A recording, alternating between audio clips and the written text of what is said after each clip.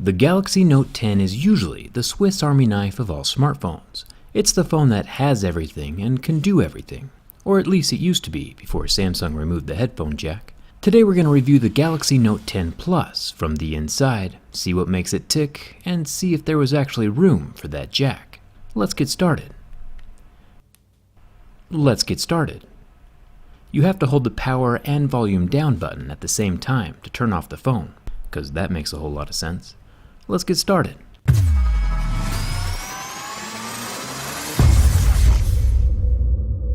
This video is actually going to be super interesting. The Note 10 Plus is arguably one of the most feature-rich smartphones on the market right now. To remove the vivid back panel, we'll break out the heat gun. The glass and metal sandwiches tend to all be built the same. With a glass panel, I do have to take special care not to flex the glass too much, or the whole thing might shatter.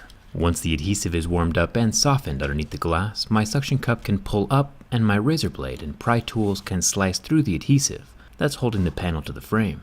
It's a very tedious process.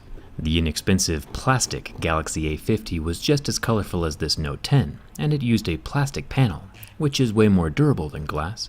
One thing that makes this Note 10 even harder than usual to open up is the curve of the glass that wraps around the side portions of the phone. Any pressure in the wrong spot along that curve might shatter the whole panel.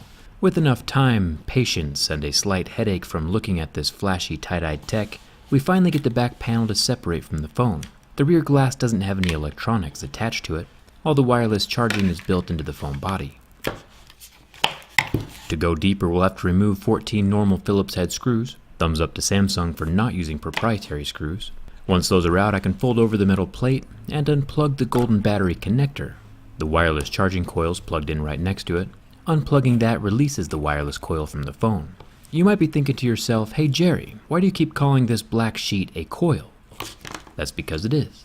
You can see the circular shape of the copper windings underneath the black covering. These internal copper windings inside the Note 10 Plus will rest on top of the copper windings found inside of a wireless charging pad. The pair of coils creates an electromagnetic field through which energy can transfer into the phone. This might come as a surprise, but this large wireless charging coil isn't the only wireless coil found inside the Note 10. On the left side of the phone we see a large rectangular housing. This is used to store the S Pen, and at the very top of that housing, where the tip of the pin sits when it's parked inside of the phone, is a little baby wireless charger. I can peel off the black tape to reveal the miniature copper coils that sit right on top of the coils wrapped around the tip of the stylus, once again creating two sets of coils that form another smaller electromagnetic field. Power flows from the phone battery through the two coils and into the S Pen capacitor, which we discovered when we carefully disassembled the S Pen in the durability test video. This wireless transfer is also why the S Pen cannot be made from metal, since metal obstructs wireless charging. It's some pretty mind-blowing tech, and we've barely even started this teardown. Let's pull off the top black plastics. This reveals a dual-colored motherboard, both blue and green. A transparent Note 10 would look pretty awesome. I'll unplug the power and volume buttons.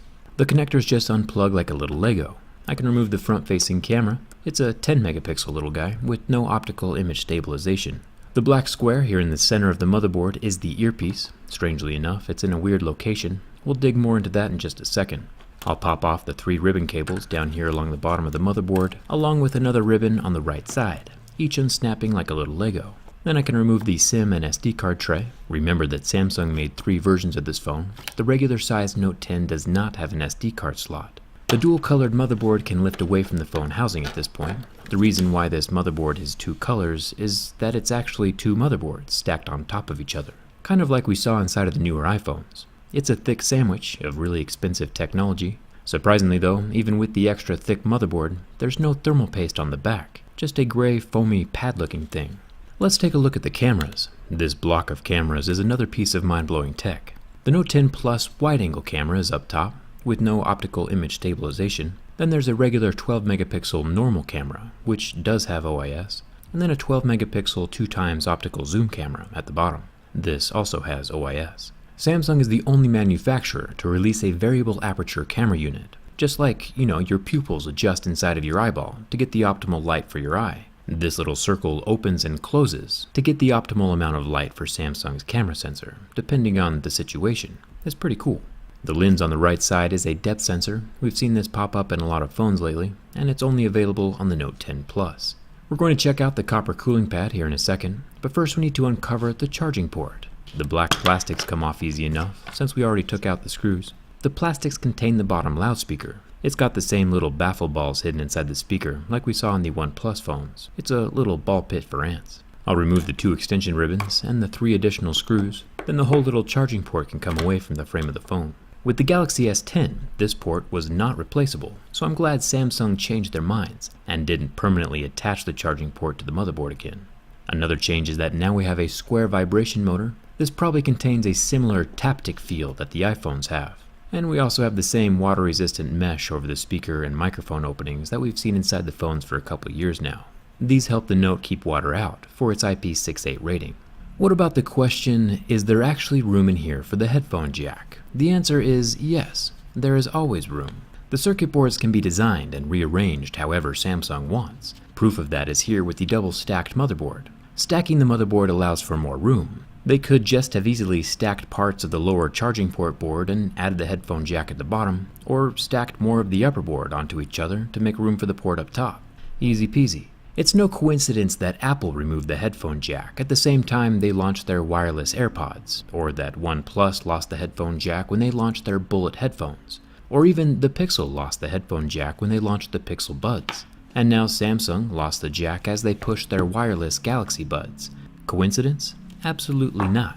Removing the jack coerces customers into buying additional technology from the same company who made your phone. Companies know this, and companies like this. Another thing companies do is make your phone harder to repair, so that instead of fixing it, you just go buy a new one. And Samsung is just as guilty as the rest of them with this permanently glued-in battery.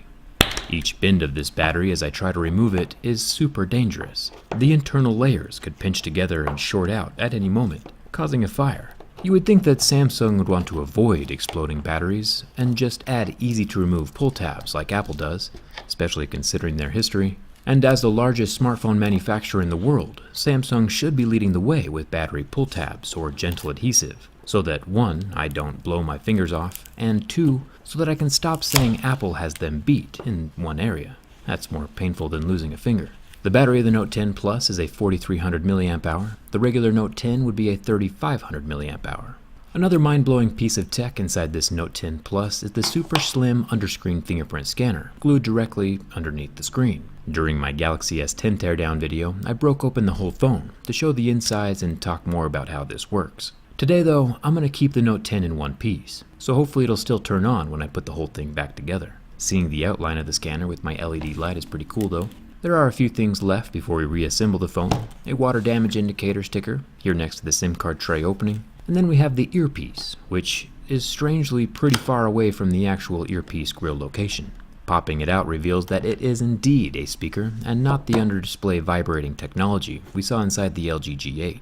It looks like this speaker fires downward into a hollow channel between the frame and the screen. Then the sound is directed up towards the top of the phone to eject out the hole near the SIM card tray.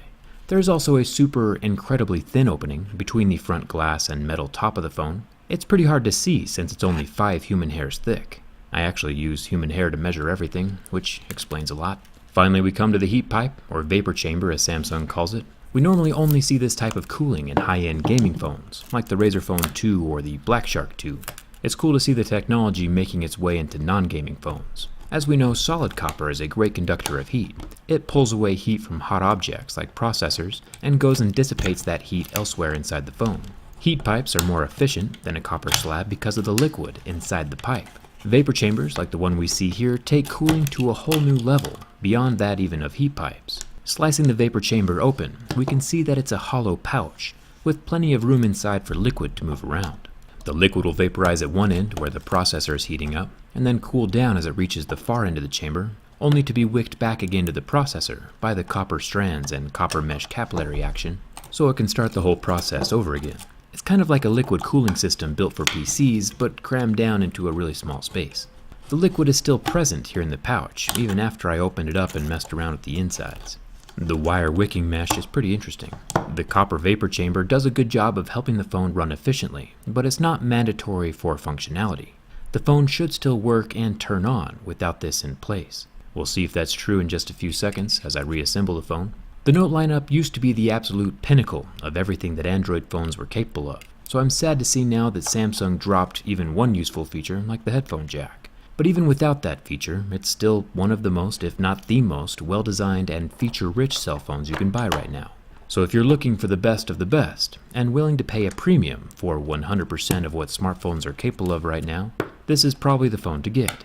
Just keep in mind that you can probably get a perfectly decent phone that does 90% of what the Note 10 does for about half the cost from someone else. Smartphones decrease in value faster than a piece of used gum, so unless you make money with your smartphone, you can always just go get last year's version for a fraction of the price.